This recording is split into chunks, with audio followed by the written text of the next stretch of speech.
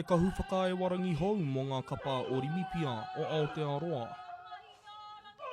Mai tēnei rā haere ake nei, ko Kiingi Tuheitia, te hunga tuatahi e mau nei i te kākahu. Mānā nō e tuku i tōna manaakitanga ariki nei ki runga ki tēnei taonga. He taonga ka kite a whānuitia e te ao katoa i roto i ngā kēmu ia te whātau.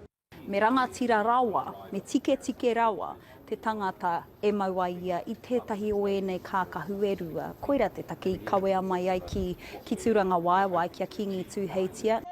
He mea whakamana te kahu kiwi e Kiingi Tuheitia Pootatau te Wherowhero mo te kōmiti Olympian i Turangawaewae Marae. Hei kahu mō ngā taumā heke nui ka tū ki pari i tēnei tau. Ko te hiehia o rānui, te kauwhao o tēnei o ngā kākahu. Kia ori te ngā tikanga, no reira kōtia rātau te tono kia haria mai ki konei ki te aroaro o Kiingi Tuheitia. Ko te tuatahi, nā te ariki nui te atairangi kāhu i tapa, no reira kai tērā taumata, te mana o te tangata kā mau, kā wai marie ki te mau i tērā kākahu, i ērā kākahu, hei kanohi mō Aotearoa katoa. Hei hoa haere tēnei korowai mo te kahu tuatahi i tāko hatia rā e te ariki nui te atairangi kāhu i te tau 2004 mo ngā taumā heke nui o Athens. It's a sentimental piece that represents so many wonderful values.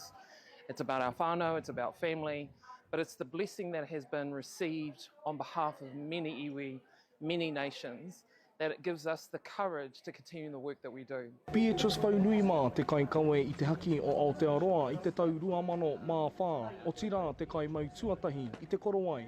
Hei tāna, kaore he honore, i tua atu. For me, back in 2004, it was a first, and all I could do was cry, because the flooding of the memories of everyone that's been a part of your sporting journey, even up to now, you want to acknowledge them, you want to thank them. Nā ngā ringa mā koha o rā nui ngā rimu no ngā itahu, ngā korowai e rua i whatu, me te aha, ka hoki ngā mahara ki te tono tuatahi a te ariki nui.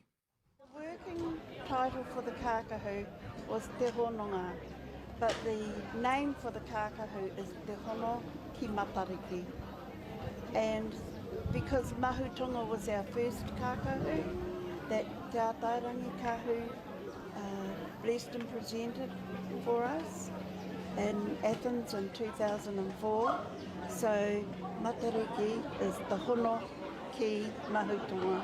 Ko tāngia te kawa, kua whakaungia te mana, te mauri, te tapu, te ihi o te Kiingi Māori, o te Kiingitanga, o te ao Māori ki roto i tō tātou kahu. I nāia nei ko te aronga nui, ko te haere ko te haere o tō tātou tīma, tō tātou kapa o Aotearoa ki pari ki ngā taumā heke. Nō reira, koira te hātepe whai ake nei me ki, ka tai ana mātou ki pari a te marama o Hurai.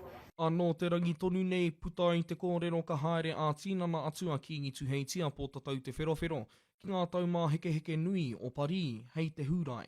Te mahurangi teina kore no te reo irirangi o Tainui, mā Aukaha.